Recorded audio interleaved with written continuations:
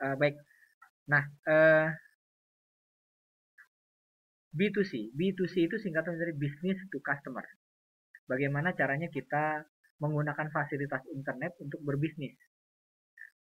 Nah, kalau konsep e-commerce sendiri itu adalah electronic commerce. Nah, cuman e-commerce di sini sekarang sudah berkembang menjadi beberapa sistem kayak mobile banking, ya, pakai token itu masuk e-commerce. Jadi kalau Anda masuk ke transaksi, kemudian eh, M business, mobile business, ya, kemudian PayPal dan yang lain sebagainya. Nah, konsep e-commerce sebenarnya sederhana. Di sini ada 11 konsep. Yang pertama adalah email and messaging. Pada saat kita berbisnis dengan menggunakan fasilitas internet, dalam satu hari, paling tidak kita harus mengirim kurang lebih 15 email ke target pasar kita. Itu harus. Ya, email and messaging. Termasuk kemarin pada saat 17 Agustus itu ada message ya, ayo kerja dari Kementerian Komunikasi dan Informasi. Gitu kan. Nah itu uh, mungkin itu semacam propaganda, tetapi konsep bisnis itu seperti itu, email and messaging. Kemudian content management system, ya content management system ini bagaimana sistem pembayaran dan lain sebagainya. Kemudian dokumen, spreadsheet and database, ya spreadsheet ini kayak Excel, fasilitas Excel, kemudian pendataan seperti apa, data transaksi dan lain sebagainya. Kemudian accounting dan sistem keuangan itu masuk ke dalam aplikasi e-commerce. Jadi welcome itu kan setiap hari ada transaksi. Di sore hari itu mereka melakukan perhitungan secara menyeluruh dalam sistem keuangannya. Nah, itu e-commerce. Informasi pengiriman dan pemesanan. Status barang itu sudah sampai di mana? Ya. Nah, ini perlu kalau Anda belanja lewat online, itu kan ada beberapa sistem pengiriman. Anda bisa memilih mau yang seperti apa. Kalau di Indonesia mau pakai JNE, mau pakai Pos Indonesia, itu kita bisa milih. Kalau JNE harganya sekian, kalau Pos Indonesia harganya sekian. Nah, itu informasi pengiriman. Kemudian pelaporan informasi dari klien dan enterprise. Ya, pada saat klien melakukan transaksi, kadang-kadang si penjual itu butuh verifikasi bank proof, ya bukti bank seperti apa. Kemudian sistem pembayaran domestik dan internasional. Nah, yang terpenting dalam e-commerce itu harus ada news group. Karena news group ini kadang-kadang untuk memaintain pola pembelian. Seperti Toys R Us. Setiap sebulan sekali dia bikin news group gitu. Oh, produk baru kayak gini. Jadi ada grup.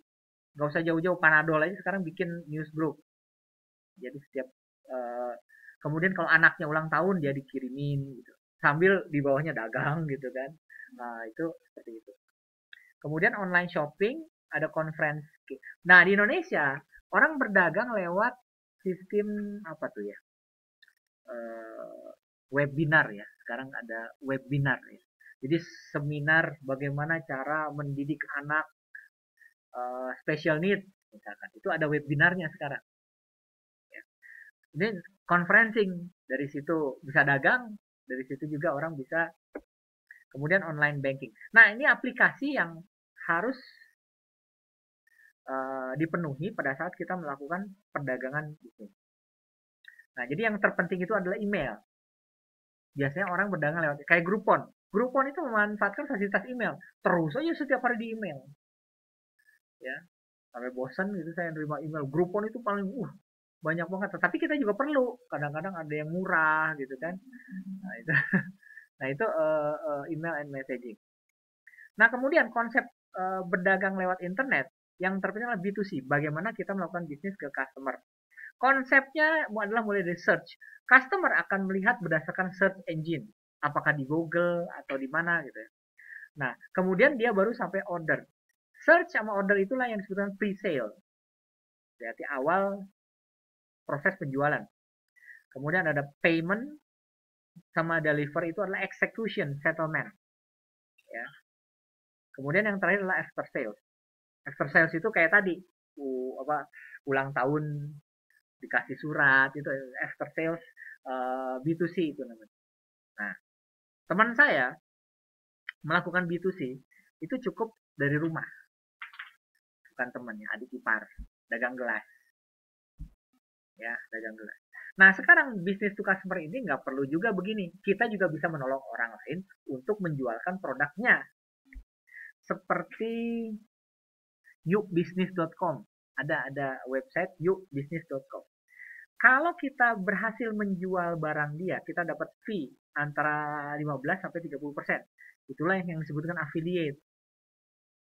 Jadi affiliate itu kita ngebantu mendagangkan produk orang.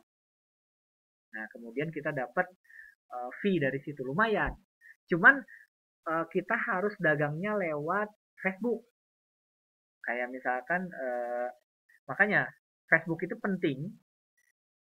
Di dalam Facebook itu kita kan bisa memiliki beberapa grup.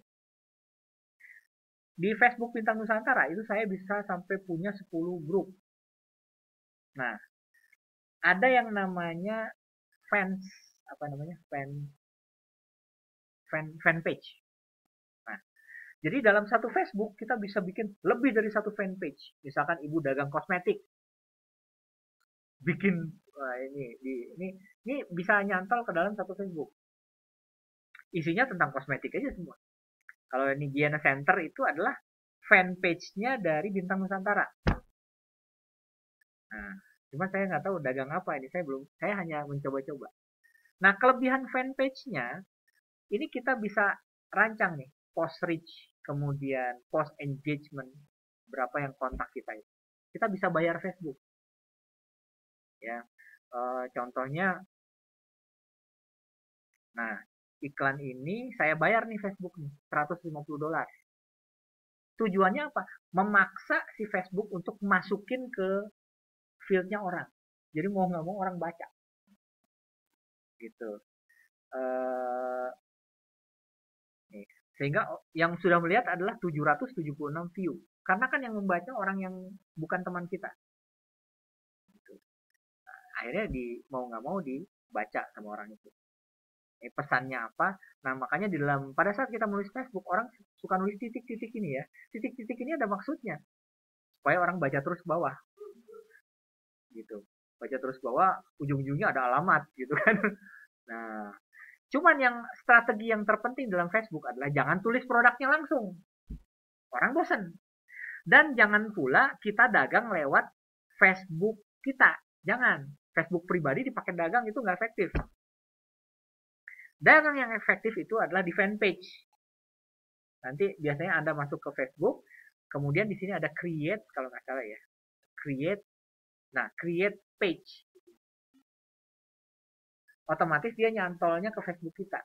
Jangan di Facebook pribadi dibikin dagang. Orang jadi sebel ngeliatnya. Nah, kalau fanpage bikin Facebook, bagus-bagus saja. Bahkan di sini gambar produknya boleh. Cuman, jangan sekali-kali apa ya. Nah, Anda harus kaya dengan ide komen gitu. Misalkan produk langsing.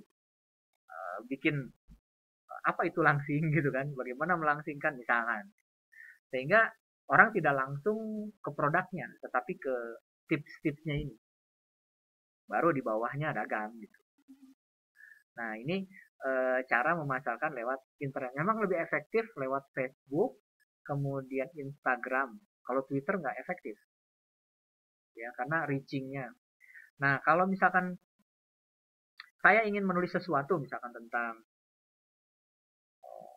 langsing, cara mudah langsing, misalkan. Ya. Nah, ini kita bisa yang namanya boost post. Pada saat kita klik boost post, klik, berarti kita ingin nge-boost, maksa, supaya orang itu ngelihat. Nah, kita bisa lihat orang model apa, termasuk orangnya, lokasinya di mana, interestnya pakai bahasa apa. Kira-kira orangnya umurnya berapa sampai berapa, kita bisa set. Apakah laki-laki atau perempuan. Kayak Anda jual produk pembalut wanita, jangan ditulis umur umur anak-anak gitu. Kita kan bisa set antara usia 11 sampai sekian. Jadi nggak mubazir uang yang kita keluarkan. Nah, di sini ada total budget tuh. Kita bisa set budgetnya. Kayak misalkan saya punya uangnya Ini US dollar, waktu US dollar. Kalau misalkan $120 berapa? Nah, nanti dia akan ngitung. Kalau kita mengeluarkan uang $120, orang yang akan membaca pesan kita antara 2.300 sampai 6.200 orang gitu. Jadi kita bisa set. Kalau Anda ingin mahal 7.830, nah itu orangnya akan lebih banyak. Kemudian busnya kita bisa atur apakah 1 hari 1 kali, 2 hari, 3 hari. Cuman kalau misalkan target bisnis kita TKI, anak-anak, itu waktunya jangan pagi, jam 11 malam. Gitu. Nah, di sini juga bisa di-set, tolong munculkan jam 11 malam. Nah, ini budgetnya. Lumayan, dari sini itu banyak info yang bisa. Nih, kita bisa set budget di sini. Bayarnya pakai apa? Pakai PayPal, kartu kredit. Jadi saya suka pakai ini untuk dagang sekolahan. Nah, lumayan. Walaupun kadang-kadang videonya nggak nyambung gitu. Kenapa Pak kok videonya nggak nyambung? Gini, orang tertarik kepada produk pada saat ada hatinya yang disentuh gitu. Video yang terkesan apa ya? Ya kayak gini lah, video-video kayak gini. Kan nggak nyambung sama pendidikan. Tetapi orang suka ngelihat videonya. Kan tapi kan lama-lama dia lihat, oh ini apa sih? Oh, DNA Center, baru klik gitu kan. Oh, alamatnya di mana gitu. Makanya orang suka taruh titik-titik di bawah ini. Nah, ini bagaimana melakukan e-commerce atau e-business. Tetapi sebagian orang, nah, sebagai contoh ada fanpage yang sudah menjual sampai miliaran rupiah. Kayak muscle car. Jadi dia menjual mobil-mobil kuno di fanpage. Itu efektif. Nah, di sini kita bisa memantau kalau fanpage. Oh, telah menjangkau 611 yang ngelihat di minggu ini. Kemudian orang yang ngepost ada 20 orang. Kita bisa tahu. Yang kotak belum ada 0 gitu kan. Nah, ini kita bisa tahu. Jadi statistiknya ada. Ini kalau pakai fanpage. Oke, baik, mungkin e-bisnis itu karena teorinya sih banyak ya, tetapi praktisnya itu seperti ini. Baik, hari ini cukup. Selamat sore. Assalamualaikum. Oh iya, oh punya ibu ya.